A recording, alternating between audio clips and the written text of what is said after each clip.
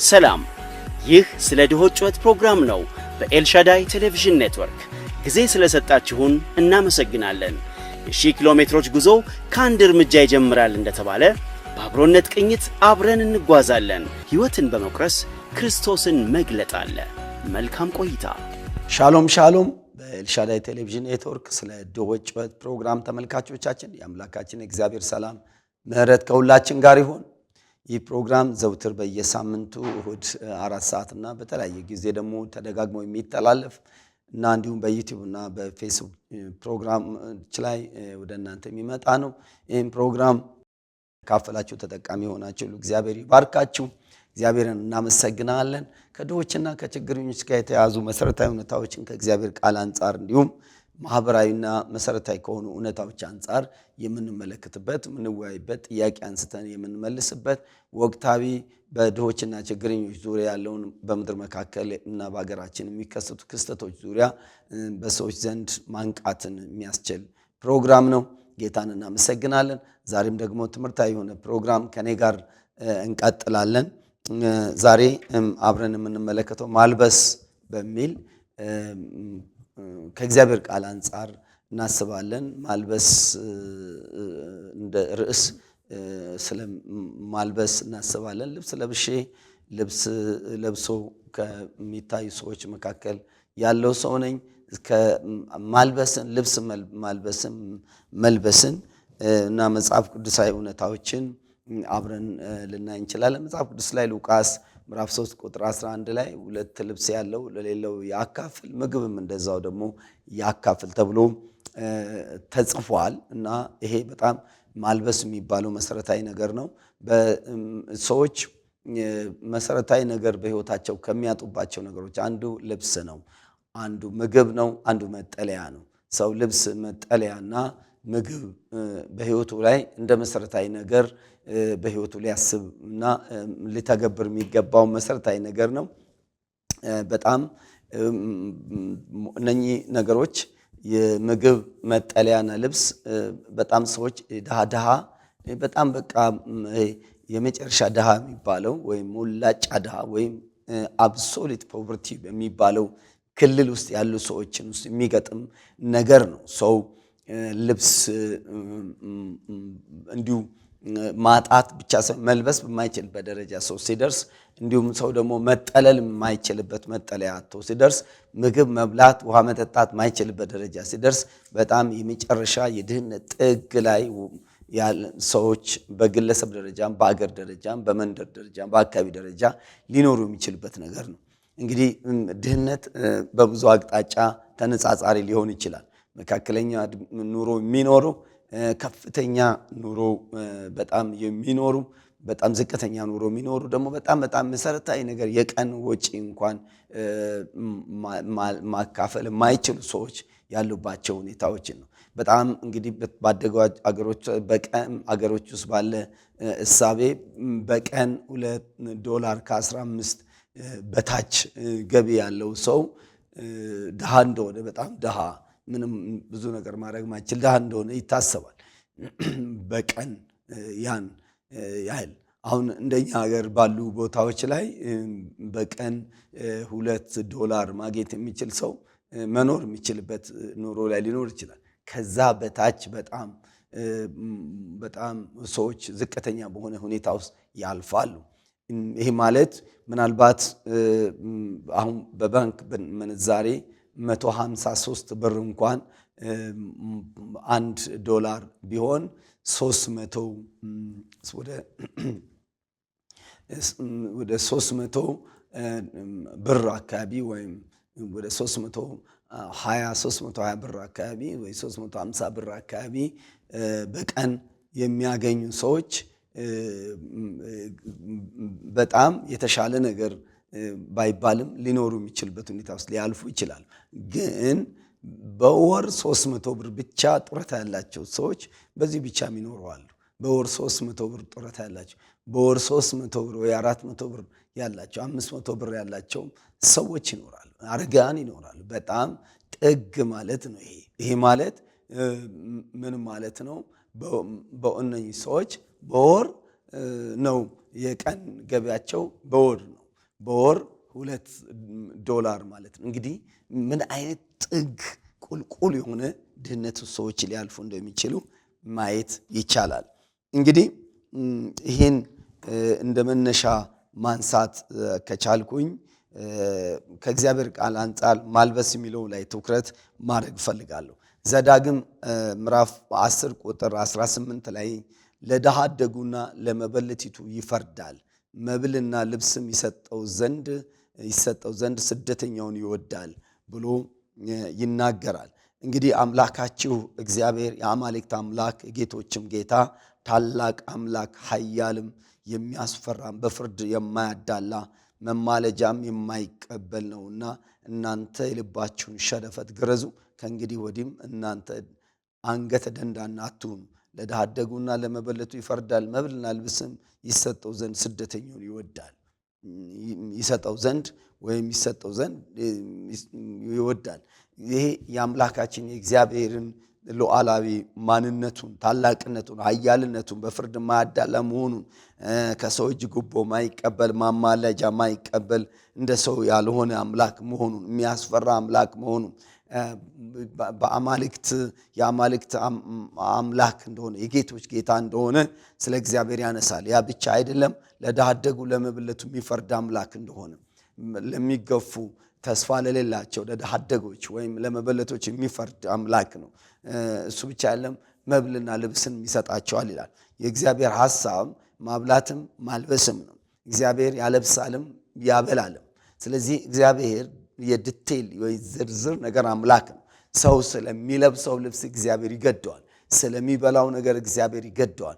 ሰው ስለሚጠጣው ነገር እግዚአብሔር ይገደዋል። ሰውን የፈጠረ አምላክ፣ ልዑል አምላክ፣ በአምሳያው የፈጠረ አምላክ እግዚአብሔር የሰዎችን ጩኸት ድምፅ ይሰማል። የቁራ ልጆች ሲጮሁ ድምፃቸውን አይቶ ምግባቸውን ይሰጣቸዋል የተባለ ሕይወት ያላቸው ሁሉ እርሱን ተስፋ ያደርጋሉ፣ እግዚአብሔርም እጁን ይዘረጋል፣ ምግብን በጊዜው ይሰጣቸዋል የተባለ አምላክ እግዚአብሔር የሚገደው አምላክ ነው። ስለዚህ ስለ ማልበስ እናስብ። እግዚአብሔር ያለብሳል የሚለውን ነገር ብቻ ነው። በዚህ አቅጣጫ ልብስም ይሰጠው ዘንድ ልብስ እግዚአብሔር የሚሰጥ አምላክ እንደሆነ እናያለን። አንዱ ልብስ ሞትን የሰውን ከሚከለክሉ ነገሮች አንዱ ነው። ምናልባት እኛ ያለንበት በጣም ጥሩ አየር ውስጥ ያለን ሰዎች በጥልቀት ላንረዳው እንችላለን። ምናልባት በዊንተር በሚባለው ከፍተኛ የክረምት በረዶ ቅዝቃዜ ባሉባቸው አካባቢ ባሉበት ሁኔታ ላይ ልብስ በጣም ኢሴንሻል ወሳኝ ነገር ነው። ግዴታ የሆነ ነገር ነው። ልብስ በጣም ወሳኝ ነው። በጣም ወሳኝ ነገር ነው። በዚህ ሰዓት ላይ ወደ ኔጌቲቭ 40፣ 46፣ 50 ዲግሪ ፋራናይት የሚባል አይነት ኔጌቲቭ ውስጥ ያሉ ቦታዎች ላይ ክረምት ያለበት አካባቢ ነው። ካናዳ ላይ፣ አሜሪካ በአንዳንድ ቦታዎች ላይ፣ ስካንዲኔቪያን አገሮች ላይ ቅዝቃዜ በጣም ከባድ ነው። ይሄ መጽሐፍ ቅዱስ የተጻፈበት በመካከለኛው ምስራቅ ወይም እስራኤል ባሉባቸው አካባቢዎች ላይ በዛን ሰዓትም እንኳን ቅዝቃዜ አለ። ቅዝቃዜ ምናልባት ከፍተኛ በረዶ ያለበት ባይሆንም ሰዎች በጣም ባይለብሱ የሚጎዱበት አይነት ቅዝቃዜ ያለበት ነው። በእኛም አገር በተለያየ መልኩ ቅዝቃዜ በከፍተኛ ሁኔታ ያለባቸው እንደ ደብረ ብርሃን፣ ጠባሴ የሚባሉ አይነት ቦታዎች ላይ በከፍተኛ ቅዝቃዜ ያለባቸው ቦታዎች አሉ። ደጋ የሚባሉ ቦታዎች ላይ በጣም ደጋ የሚባሉ ቦታዎች ላይ ከፍተኛ ቅዝቃዜ የሚኖርባቸው አሉ። የአዲስ አበባ ከተማም እንኳን አንዳንድ ጊዜ ምሽት ላይ 4 ድረስ የሚወጣበት የሚወርድበት፣ በዛ መካከል የሚተኙ ጎዳና ተዳዳሪዎች አሉ። በውጭ የሚተኙ አሉ። ልብስ በትክክል መልበስ ማይችሉ ሰዎች አሉ። ከልብስ ካለመልበስ ጋር ሙቀት ከማጣት ጋር ሰዎች ሊታመሙ ይችላሉ፣ ሊጎዱ ይችላሉ፣ ሊሞቱ ይችላሉ። ስለዚህ ልብስ እንዲሁ ለሰው ልጅ እንዲሁ የጌጥ የሌግዠሪ አይነት ነገር በጣም በጣም በጣም ነገር አይደለም። ልብስ ለሰው ልጆች ወገኖቼ፣ ልብስ በጣም ለሰው ልጆች ከጌጥ ያለፈ ነው። ምናልባት እግዚአብሔር ሲረዳን ወደን የምንለብሰውን ልብስ መርጠን ማች አድርገን ደስ ብሎን የምንለብስ ሰዎች ልንሆን እንችላለን። ግን ከዚህ ያለፈ ደግሞ ልብስ በልብስነቱ ሰውነትን ሸፍኖ ባለመልበስ ባለው ጉዳት ውስጥ ደግሞ የሚጎዱ ሰዎች እንዳሉ ልናስብ እንችላለን። አንድ ቀን ባለፈው ዓመት ክረምት ላይ ማለዳ ላይ ወደ ሱቅ የሆነ ነገር ብቻ ለመሄድ በር ሲከፍት ማለዳ ላይ በጣም ሰውነቱ ላይ ብሎ የተቀደደ አንድ ቲሸርት የለበሰ ቆሸሸ ቲሸርት የለበሰ ዝናብ ያካፋል፣ ይቀዘቅዛል። በዛ በጣም እየተንቀጠቀጠ አንድ ወጣት ልጅ ከፊት ለፊት ሲያልፋየው አስቆምኩት። አሞ ነው ያልኩት። አይ በርዶኝ ነው አለ። በርዶኝ ነው አለ እና ቤት ገብቼ ልብስ አምጥቼም መልበስ የሚገባውን ልብስ ስሰጠው እዛው የለበሰውን የቆሸሸውና ቀዳዳ ልብሱን ቀዶት አለና እዛው ሜዳ ላይ ሆኖ ልብሶችን ለበሰ። ከዛ በኋላ አመሰግናለሁ፣ እኔ አሁን ወደ ቤተ ክርስቲያን እሄዳለሁ አለ። የት? እዚህ ቃሌው እሄዳለሁ፣ ቤተ ክርስቲያን እሄዳለሁ። እንደዚህ ለብሼ ሰው መካከል መግባት ስለማልችል ልብሴ ሰዎች ስለሚጸየፉ ልብስ ራቆቴንም ስለሆንኩኝ ቤተ ክርስቲያን መሄድ እየፈለኩ መሄድ አልችልም ነበር። አሁን ለብሼ ያለው እሄዳለሁ አለ። ብዙ ጊዜ ምናልባት ወደ ቤተ ክርስቲያን ሰዎች እንድንመጡ የምንፈልጋቸው ሰዎች የሚለብሱት ልብስ አጥተው ወይም ልብሳቸው በሰው መካከል እንዴት ሲቀላቀሉ የተቀደደ ሊያሳፍራቸው የሚችል ሊሆን እንደሚችል ልናስብ እንችላለን። እንግዲህ ወገኖቼ አንዱ ልብስ አስፈላጊነቱ ሞትን ይከለክላል። ሞትን ይከለክላል፣ በሽታን ይከለክላል፣ ሞትን ይከለክላል። ሰውን እድሜ የሚያሳጥረው ነገር የሚከለክል ነገር እንደሆነ ልናይ እንችላለን። ሁለተኛ መሸፈን ነው።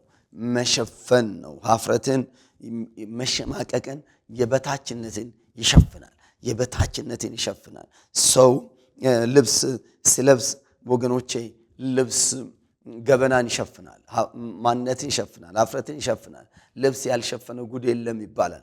ልብስ ያልሸፈነው ነገር የለም። ሰው በልብስ ተሸፍኖ ይሄዳል። የሰው ማናቸውም ማንነቶች በልብስ ተሸፍኖ ይሄዳል። ልብስ ከሰው እኩል የሚያደርግ ነው። ከሰው እኩል ያደርጋል። ከሰው አለመልበስ ከሰው የበታች ያደርጋል። ሰው በልብስ ይመዘናል። ሰው በልብስ ይመዘናል። በመልበሱ ሰው ይመዘናል። በመልበሱ አንዳንድ ሰፈር ላይ ታችሁ እንደሆነ በጣም ለልመና የሚሄዱ ቆሸሸ ልብስ ለብሰው የሚሄዱ ሰዎችን ስታያቸው ውሻ እንኳን ያባራቸው፣ ይጮዋል፣ በጣም ይጮዋል፣ ያሳዳቸዋል። ለዚህ ነው ድሃን አይወድም ሰዎች ይላሉ። ውሻን አይወድም ወይ ውሻም ድሃም አይወድም ይላሉ። በጣም ለምን እንደሆነ አናቅም፣ ከሳይኮሎጂካሊ ማወቅ አንችልም።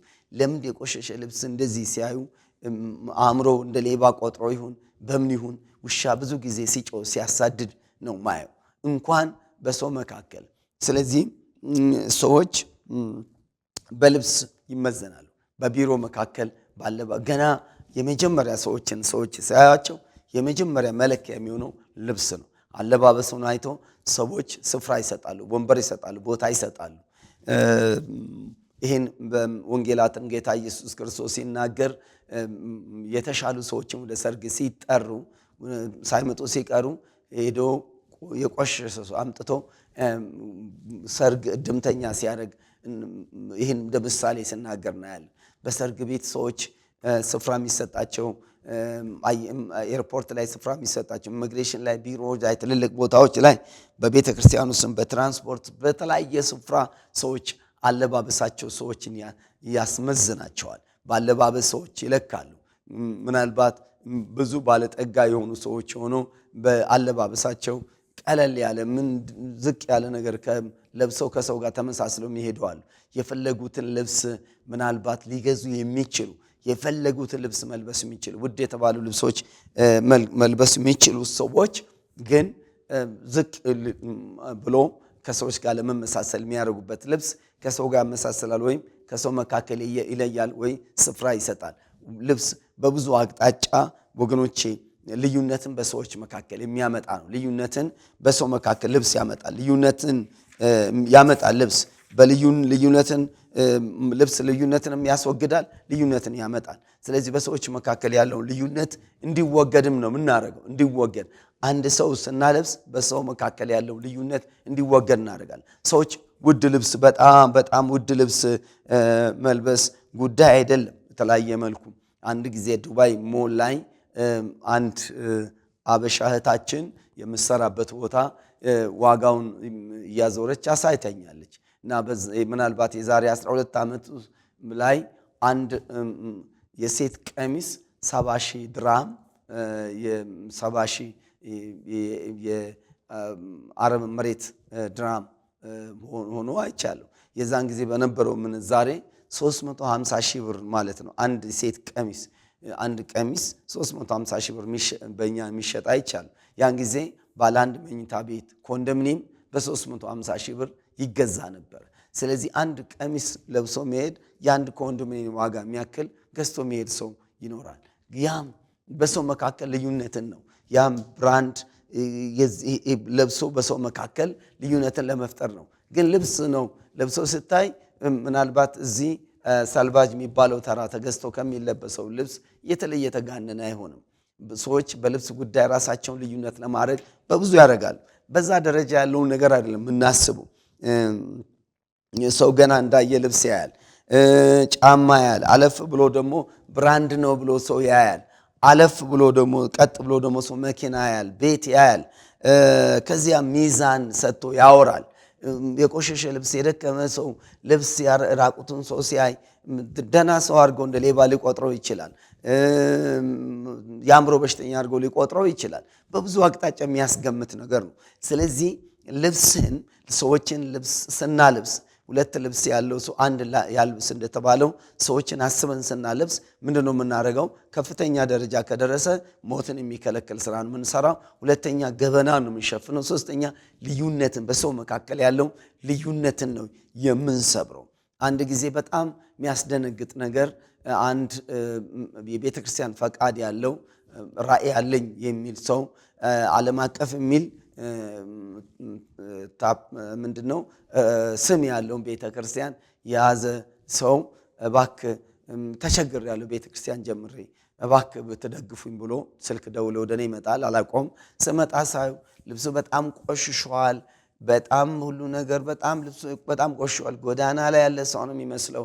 ቤት ውስጥ አድሮ የመጣ አይመስልም። የልብሱ መቆሸሽ እና በጣም ልክ አይደለም ስታይ። ስለዚህ እኔ መጀመሪያ ራእይ የምትለውን አገልግሎት የምትለውን ምን የምትለውን ከማውራት በፊት መልበስ አለብህ፣ መታጠብ አለብህ፣ ራስህን ማስተካከል አለብህ። አንተ በዚህ ሁኔታ ሆነ ሰው ላይሰማ ይችላል ብዬ ሌላው ከሁለት ቀን በኋላ ቀጠርኩኝ።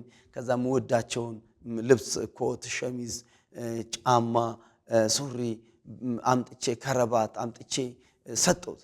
ወዲያው ኮቱን ደረበ፣ ልብሱን እንዲያወልቅ ያን እንድተው ደህና ልብስ እንድለብስ ምናምን። ከዛ በኋላ አስብ፣ ጸልይ፣ ጊዜ ውሰድ ብዬ አልኩት። በኋላ ወዲያው እንደለበሰ ባለ ራእይ አስመሰልከኝ፣ ባለ ራእይ አስመሰልከኝ አለ እና ባለ ራእይ ነኝ ብሎ ነበር የመጣው፣ ግን ባለ ራእይ አስመሰልከኝ አለ። እሱ ምንድነው ልብስ ባለ ራእዮች የሚለብሱት ልብስ ምናምን አድርጎ ከልብስ አንጻር እንኳን ራሱን እንዴት አድርጎ እንደቆጠረ ተመልከቱ። ሰውን ልብስ አይደለም ባለ ራእይ በመሰረቱ የሚያደርገው ጥሪ ነው። የእግዚአብሔር ራእይ ነው ሰውን ራእይ እንዲኖረውና እንዲሰራ በሰው ላይ ህይወት የሚያደርገው። ግን ሰዎች አለባበሳቸውን አይተው ሰዎችን የተቀቡ የተጠሩ የሆነ የተለየ ነገር አድርገው እስኪቆጥሩ ድረስ በሰው መካከል ልብስ ልዩነት ይፈጥራል። አስቦ ሰዎችን ያደርጋሉ። ለዚህ ነው ሉቃስ 3:11 ላይ ቅድም እንዳልኳቸው ልብስ እናካፍል፣ ለምን ከእኛ ጋር እኩል እንዲሆኑ መፍቀድ አለብን ማለት ነው። ሁለት ልብስ ያለው አንድ ያካፍል ማለት ከኛ ጋር እኩል እንዲሆኑ እንፍቀድ። እኔ የለበስኩትን ሸሚዝ ሌላው እንዲለብስ፣ እኔ የለበስኩትን ኮት ሌላው እንዲለብስ፣ እኔ የለበስኩትን ሱሪ ሌላው፣ እኔ ያደረኩትን ጫማ እንዲያደርግ እኩል እንዲሆን እኩል አድርጉት ነው። ክፈሉ። ለሁለት ልብስ ያለው ያካፍል ማለት ክፈለው፣ ለሁለት ክፈለው ነው። ስለዚህ ይሄ ደግሞ በህይወታችን ውስጥ ማድረግ ከሚገባ ነገር አንዱ እንደሆነ ማሰብ ይገባናል። ኢዮብ 31:19 ላይ ኢዮብ 31:19 ላይ በተለይ ከክረምት ጋር የተያዘውን ነገር ልናይ እንችላለን። ኢዮብ 31 ላይ መጽሐፈ ኢዮብ 31 ላይ እግዚአብሔርን ቃል ስናይ ይሄ እዚህ ጋር ምላሽ ያሉ ነገሮችን ልናገኝ እንችላለን። እሱም ቁጥር 19 ጀምሮ እንደዚህ ነው የሚለው። ቁጥር 19 ጀምሮ ራቁቱን የሆነ ሰው ሲጠፋ ወይም ድሃ ያለ ልብስ ሲሆን አይቼ እንደሆነ ጎንና ጎኑ ያልባረከችኝ በበጎቼም ጠጉር ያልሞቀ እንደሆነ ይላል። ወደ ኋላ ተመልሰው የሰራውን ስራ እሱ በብዙ ድካም ውስጥና ህመም ውስጥ እያለፈ ይናገራል። ራቁት የሆነ ሰው ሲጠፋ እና ወይም ድሃ ልብስ ሲሆን አይቼ ያለ ልብስ ሲሆን አይቼ እንደሆነ ያለ ልብስ ድሃ ያለ ልብስ ኢዮብ በጣም አስገራሚ ሰው ነው። ከድሆችና ከችግረኞች ጋር በተያዘ መልኩ ድሃ ያለ ልብስ አይቶ ድሃን አያልፍም ማለት ነው። ራቁቱን የሆነ ሰው ዝም አይልም ማለት ነው፣ ያለብሳል። እሱ ብቻ አይደለም፣ ጎንና ጎኑ ያልባረከችኝ። ጎንና ጎኑ ምንድነው? በብርድ ጊዜ ሰው ራቁቱን ከተኛ ጎኑ ይበርዳል፣ በዚህም ጎኑ ይበርዳል። ግን በበጎቼ ጠጉር ያልሞቀ እንደሆነ እና የበጎች ጸጉር እንግዲህ ያን ጊዜ ለሙቀት ጊዜ በጣም ለብርድ ጊዜ ወሳኝ እንደሆነ ልናይ እንችላለን። ያልሞቀ እንደሆነ ስለዚህ ለሌሎቹ ሙቀት እንዲያገኙ በብርድ ጊዜ እንዳይሞቱ እንዲቸገሩ ሲገላበጡ ሲሞቃቸው እንኳን ይባርኩኛል ያልባረኩኝ እንደሆነ። ስለዚህ ድሃ ሲለብስ ሲሞቀው ከብርድ ሲከላከል እኛ ምናልባት በጣም ሙቀት አስቸግረውን ቤት ውስጥ የደራረብናቸው በጣም አልጋ ልብሶች፣ ኮምፎርቶች፣ ውድ ብርድ ልብሶች በተሻለ ቤት ውስጥ እኛን በሙቀት እያስጨነቁን ከውጭ ግን ሜዳ ላይ ያደረሰው እየተንሰፈሰፈ ቤት ውስጥ እንኳን በቂ የሆነ ልብስ የሌለው ሰው ሊቸገር እንደሚችል ማሰብ ራሱ አንድ ነገር ይጠይቃል። ስለዚህ ማሞቅ እድሜ ማስቀጠል ነው፣ ማስደሰት ነው። ይህን የህይወት ተግባር ማድረግ ይገባናል። ይህ ተግባር ማልበስ ኢየሱስን ማገልገል እንደሆነ ልናይ እንችላለን። ማቴዎስ 25:43 ላይ ታርዤ አላለበሳችሁኝም ይላል። አንደኞችን ደግሞ በጎቼ የሚላቸውን ታርዤ አልብሳችሁኛል ይላል። ታርዤ አላለበሳችሁኝም። ስለዚህ ይሄ ነገር ኢየሱስን ማገልገል ነው። ሞትን መከልከል ብቻ አይደለም፣ ገበናን መሸፈን ብቻ አይደለም፣ ልዩነት ማድረግ ብቻ አይደለም። ስለዚህ እኛ ልብሱ ካለቀ ካረጀ በኋላ መጠያ ስናጣ ወስደን የምንሰጠው አይደለም። ሁለት ያለው ያካፍል ነው የሚለው። ልብሱ ሳያረጅ ሳይቀደድ እኩል እኛ የምንለብሰው ነገር ማልበስ ነው። የሚጣለው ማልበስ፣ እኛ የማንፈልገው ማልበስ፣ የተቀደደው ማልበስ ማለት አይደለም። ምናልባት እኛ የለበስነው ሌላ ሰው አዲስ ነው። እኛ 5 ዓመት የለበስነው ሌላው ከዜሮ ሊጀምር የሚችለው ሊሆን ይችላል። ግን እግዚአብሔር ሐሳብ ከሁለት አንዱን እንድናካፍል እንድንሰጥ ነው የሚያዘው። እንድንሰጥ ማድረግ እንችላለን። በግላችን ይሄን ማድረግ እንችላለን። ማልበስ እንችላለን። ማድረግ እንችላለን። ወገኖቼ ማድረግ እንችላለን። ማልበስ፣ ሰውን ማልበስ ይገባል። ምንድነው እኛ ጋር ያለው? እግዚአብሔር እስኪሰጥን ድረስ ምን ማድረግ እንችላለን? እኛ እንደ ቦሌ አማኑኤል ደብረ ቤተክርስቲያን ለዓመታት የምናደርገው ነገር አለ። ቤተክርስቲያን ሲገባ የተቆለፈ ሳጥን አለ፣ ግን ልብስ የሚገባበት። ስለዚህ ሁለት ልብስ ያለው አንድ የአምልኮ አካል እንደሆነ አሳውቀን በደንብ በየኳርተሩ ልብስ ወጥቶ በርካታ ለሆኑ ተፈናቃዮች፣ ለችግረኞች የምንሰጥባቸው ጊዜያት ብዙ ናቸው። እንዲሁም ሰዎች ከዛ የተነሳ ልብሳቸውን ይዞ ይመጣሉ። ልብስ አለው ተቸግረናል ብሎ ይመጣሉ። ስለዚህ ድልድይ ሆነን ያለበስናቸው ጊዜያት ቀላል አይደሉም። እሱ ብቻ ደግሞ አይደለም። ከቤቴል ቤተክርስቲያን በፍራንክፈርት ካለችው ጋር በመሆን በየበዓሉ እስከ 8 ሻንጣ ከፍለው አምጥቶ ለድሆች በዙሪያችን ላሉ ከ200 በላይ ለሚሆኑ ችግረኞች በየጊዜው ልብስ የማልበስ በየበዓሉ የማልበስ ስራዎችን እንሰራለን። ስለዚህ ሌሎች አጥቢያ ቤተክርስቲያኖች ላይ በራችሁ ላይ ይሄን ማስቀመጥ ትችላላችሁ። ልብስ ሰዎች ሲመጡ የሚያስቀምጡበት። አንዳንዶቻቸው ቤተሰቦቻቸው የሚወዷቸው ቤተሰቦቻቸው ወደ ጌታ ሲሄዱ፣ አባታቸው፣ ወንድማቸው፣ እህታቸው ሲሄዱ ልብሳቸውን ያ ትዝታ ከነሱ ጋር አእምሯቸው ላይ ወደ ሌላ አቅጣጫ እንዳይወስድ ልብሳቸውን መስጠት ይፈልጋሉ። በሻንጣ ሙሉ ወደኛ የሚያመጡበት ጊዜ አለ። ስለዚህ እኛ ለማያውቁ ሰዎች ለድሆች ያን ልብስ እናለብሳለን። በዚህ መልኩም ወገኖቼ እናደርጋለን። ምናልባት የኬንያ ፕላስቲክ እየቀየርን ተጠቃሚዎች ልንሆን እንችላለን። ግን ከዛ ባለፈ መልኩ ደግሞ ለድሆች ብንሰጥ ደግሞ ይበለጠ ሊሆን ይችላል። እኛ ምናልባት ሞቆን እያለ ደራርበን እያለን ልንጨነቅ እንችላለን። ሌላው ሊጨነቅ ይችላል። ሌላው ተስፋ ሊቆርጥ ይችላል። በአንድ ወቅት ናዝሬት ከተማ እኔ የምኖርበት ቤት ፊት ለፊት አንድ ተከራይታ የምትኖር እህት አለች። ግቢ ውስጥ ብዙ ተከራዮችም አሉ እና እዛ ቤት ጸሎት ይደረጋል። በብዙ ነገሮች መንፈሳዊ ነገሮች እንከፋፈላለን። ግን እኔ ደግሞ ከመስሪያ ቤት በየአመቱ ብርድ ልብሶች ይሰጣሉ። ውድ ብርድ ልብሶች ይሰጣሉ እና በጣም ተሰጥቶ ማይታወቅ ውድ ብርድ ልብስ ሲሰጥ እሱን ነገር ቤቴ ብዙ እንግዶች ስለሚመጡ ወይ ለነሱ አደርጋለሁ፣ ለቤተሰብ ልካለሁ ተርፍ ስለሚሆን። ግን በቃ ያቺ አንድ ጊዜ ደግሞ የተሰጠችው አይቼ ማላቁ አይነት ውድ ብርድ ልብስ ስለሆነ በቃ እችን እለብሳታለሁ ለራሴ ብዬ አምጥቼ በላስቲክ እንደታሸገ አስቀምጬ ቤተክርስቲያን ሲሄድ ቤተክርስቲያን ውስጥ ገና አምልኮ ተጀምሮ እያለ ውሰድና ብርድ ልብሱን ለእከሊት ስጣት ይለኝ። እኔ ደግሞ ዲያብሎስ የመሰለኝ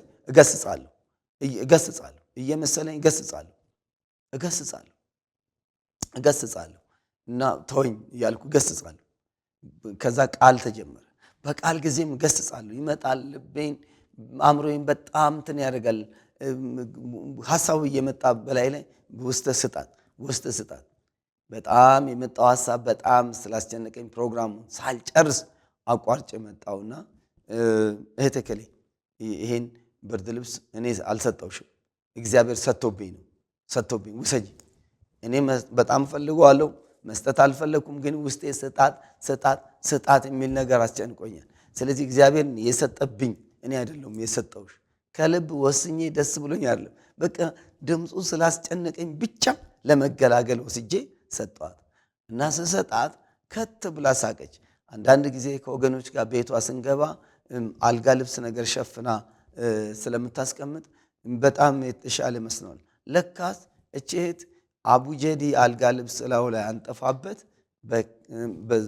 በዚህ በካናዳ ፍራሽ በሚባለው ድሮ በማዳበሪያ በሚሰራው ፍራሽ ላይ ነው የምተኛው።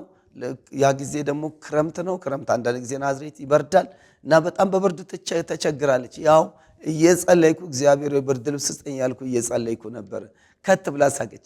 እግዚአብሔር ጸሎቴን ሰማለች። እና አንዳንድ ጊዜ እስኪያሳስበን እስኪያስጨንቀን ድረስ መቀመጥ የለብንም። እንደኔ እስኪያስጨንቅ ድረስ ማየት አለብን። ያለበሱትም ቤታቸውን ምናቸውን እኛ ትርፍ ካለን ትርፍ የሆነው የቱ ጋር ሙላት መሆን አለበት። እኛ ትርፍ ለብሰን እኛ ደጋግመን ማች ለማድረግ ስንጨነቅ የቱ ጋር ነው? ስለዚህ ማልበስ አለብን። ማልበስ የአገልግሎታችን አካል የህይወታችን አካል መሆን አለበት። ሁለት ልብስ ያለው ለሌላው ያካፍል። እንደ ቤተክርስቲያን በር ላይ ልብስ ማልበሻ ቦታ እናዘጋጅ። እናልብስ፣ ገዝተንም እናልብስ፣ ያለንም እናካፍል። ልብስ ግን ማልበስ መጽሐፍ ቅዱሳዊ እንደሆነና እግዚአብሔር የሚፈልገው ያንዳንዱ ሰው ለሌላውን ማልበስ እንዳለበት አስበን የህይወታችን ተግባር ማድረግ ይገባናል። እግዚአብሔር በነገር ሁሉ ይርዳን። እግዚአብሔር ባርካችሁ፣ ዘመናችሁን እግዚአብሔር ባርክ። ሻሎም ሰላም። ይህ ስለ ድሆች ጩኸት ፕሮግራም ነው በኤልሻዳይ ቴሌቪዥን ኔትወርክ። ጊዜ ስለሰጣችሁን እናመሰግናለን።